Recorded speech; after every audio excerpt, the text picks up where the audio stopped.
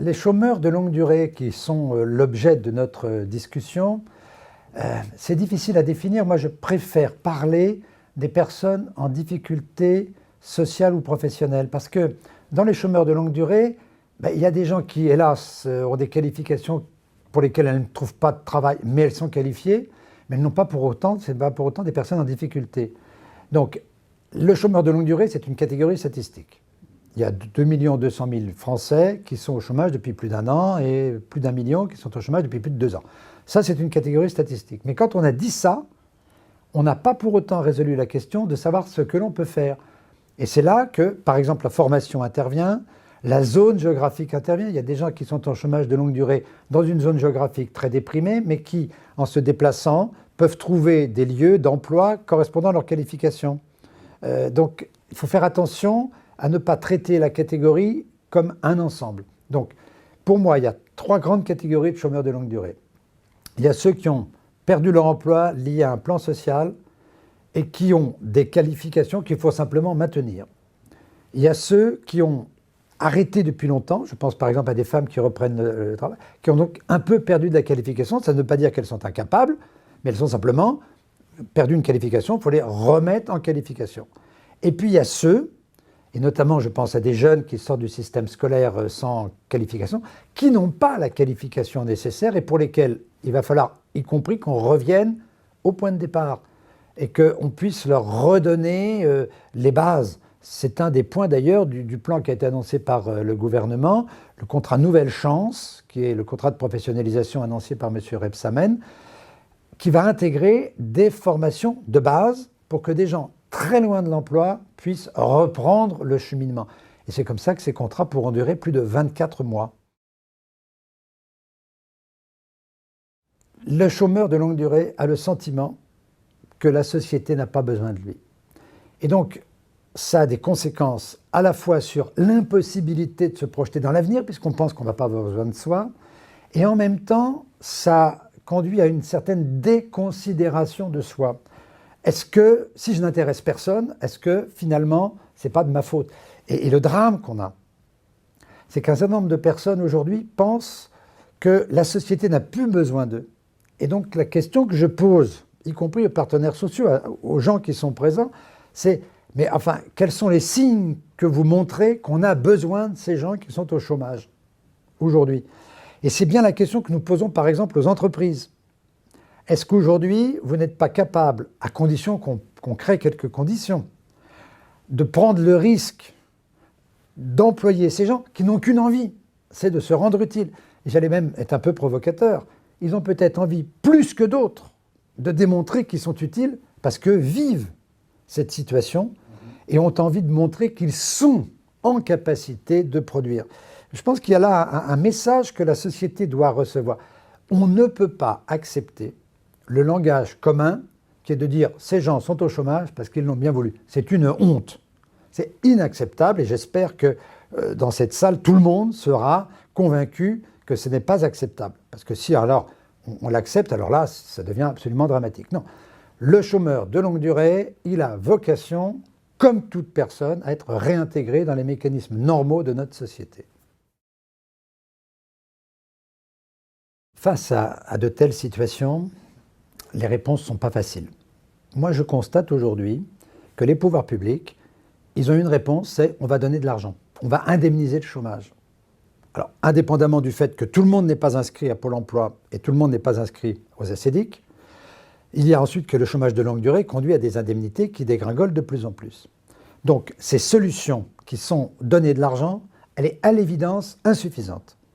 Nous, on pense, nous, associations, et là je pense qu'au sein du collectif Alerte, on a vraiment un accord fort, et nous l'avons partagé avec les partenaires sociaux, et j'espère qu'on pourra continuer à le partager dans les ateliers tout à l'heure, c'est la manière de traiter et d'accueillir les personnes qui sont au chômage de longue durée. C'est donc d'abord l'importance de la parole. Ce que nous disons, et ce que nous avons d'ailleurs dit à Pôle emploi, et je crois avoir compris que Pôle emploi va aller dans ce sens. Passer du temps à écouter les personnes pour comprendre quelle est la réalité de leur situation. Le fait, par exemple, pour une maman de ne pas pouvoir tenir un emploi parce qu'elle a des problèmes de garde d'enfants. Mais il faut peut-être un certain temps avant de comprendre que c'est ça le problème. Et puis après, il va falloir qu'on trouve des solutions. Le ministre du Travail, lundi, lorsqu'il a présenté le plan sur les chômeurs de longue durée, a insisté d'ailleurs sur ce problème de garde d'enfants. Mais quand vous trouvez des emplois de service à la personne qui commencent à 7 h du matin, si vous ne réglez pas le problème de la garde d'enfants, vous n'allez pas vous en sortir. Mais on a la même chose avec le logement. Il y a aujourd'hui des programmes possibles pour aller travailler dans des bureaux en centre-ville, et le cas de Marseille est tout à fait symptomatique, mais on travaille de bonne heure le matin. Alors est-ce que les transports vont vous permettre d'éviter d'avoir une voiture? Parce qu'il y a beaucoup de gens qui n'ont pas de voiture. Donc est-ce que les pouvoirs publics se mettent en situation d'écouter les difficultés spécifiques des personnes sur l'accès à l'emploi, sur l'accès au logement, sur l'accès à l'éducation, pour trouver des solutions qui vont permettre à ces personnes de rentrer dans le droit commun? Et moi, je pense qu'il y a là une vraie difficulté. Mais pour ça, il faut les écouter. Il faut qu'il y ait des lieux où ils puissent s'exprimer. Et pas simplement un conseil de quartier dans lequel viennent toujours les mêmes, c'est-à-dire les cadres, les gens qui ont un peu un niveau d'éducation suffisant. Donc il faut qu'on repense la manière de dialoguer avec l'ensemble des couches de la population. Lorsque on a passé cette phase de l'écoute pour comprendre ce qui s'est passé, alors on peut commencer à utiliser les dispositifs publics qui existent. Les anciens et puis ceux qui ont été annoncés au début de la semaine par le ministre, au début de la semaine dernière par le ministre du Travail. Oui, il y a des problèmes de formation, mais pas n'importe quelle formation. Donc si on veut mettre en place des formations pour les chômeurs de longue durée, il faut qu'on ait un petit peu une idée de ce qu'ils ont comme base. Le ministre a parlé aussi de la mise en situation en milieu professionnel, ce qu'on appelle l'immersion. Mais l'immersion, vous allez envoyer un chômeur de longue durée 1 ou 2 mois dans une entreprise.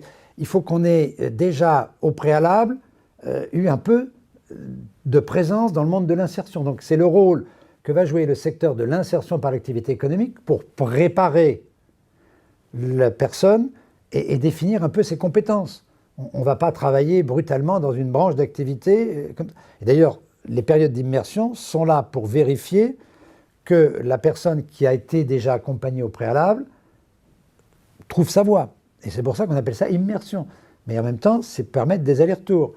On a parlé du contrat de professionnalisation. Le ministre, la semaine dernière, a lancé le contrat Nouvelle Chance ou Nouvelle Carrière pour les seniors.